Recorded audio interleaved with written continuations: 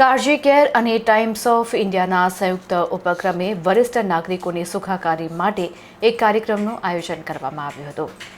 વરિષ્ઠ નાગરિકોના કલ્યાણ માટે સમર્પિત એક ખાસ સાંજનું આયોજન કરવામાં આવ્યું હતું. કાળજી કેર અને ધી ટાઈમ્સ ઓફ ઇન્ડિયા સાથે ભાગીદારીમાં વૃદ્ધ સમુદાયના સભ્યો માટે એક માહિતીપ્રદ કાર્યક્રમનું આયોજન કરવામાં આવ્યું હતું.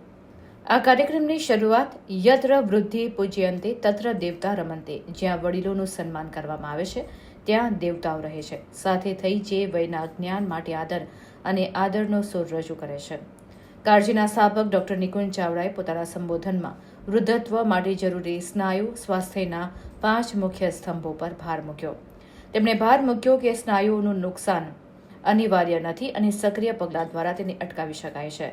તેમણે વરિષ્ઠ નાગરિકોને નિયમિત શક્તિ અને સંતુલન કસરતોમાં જોડાવા, પૂરતા પ્રમાણમાં પ્રોટીનનું સેવન સુનિશ્ચિત કરવા, દૈનિક શારીરિક પ્રવૃત્તિ જાળવવા, હલનચલનની ગુણવત્તા પર ધ્યાન કેન્દ્રિત કરવા અને સ્વતંત્રતા જાળવવા અને પડી જવાથી બચવા માટે નિવારક ફિઝિયોથેરાપી પદ્ધતિઓ અપનાવવા વિનંતી કરી.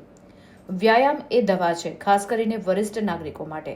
તેમણે જણાવ્યું કે ઉપસ્થિતોને પછીના વર્ષોમાં સ્નાયુઓના સ્વાસ્થ્યને એકંદર સુખાકારી માટે પાયા તરીકે જોવા માટે પ્રોત્સાહિત કર્યા. તો આ સાથે વરિષ્ઠ નાગરિકો માટેના કાનૂની અધિકારો પરના વકીલ નીતિન ભાવસરના પ્રેઝન્ટેશનમાં વૃદ્ધોના ગૌરવ અને નાણાકીય સુરક્ષાનું રક્ષણ કરતા હાલના કાયદા હેઠળ મહત્વપૂર્ણ જોગવાઈઓ પર પ્રકાશ પાડવામાં આવ્યો. તો હાર્ટફુલનેસ સેન્ટરના નિષ્ણાંતો દ્વારા આયોજિત માર્ગદર્શિત ધ્યાન સત્રમાં માનસિક સુખાકારી અને તણાવ વ્યવસ્થાપન માટે વ્યવહારુ તકનીકો ઓફર કરવામાં આવી. તો સહભાગીઓએ સ્થાનિક અધિકારીઓ દ્વારા પૂરી પાડવામાં આવતી સહાય સેવાઓ સહિત ખાસ કરીને વૃદ્ધો માટે ઉપલબ્ધ સંસાધનો વિશે મૂલ્યવાન જ્ઞાન મેળવ્યું. ઇન્ટરેક્ટિવ રમતોનો સમાવેશ થતો હતો, જે સ્મિત અને હાસ્ય લાવતી હતી, જેમાં વિજેતાઓને ખાસ ઇનામો આપવામાં આવ્યા હતા.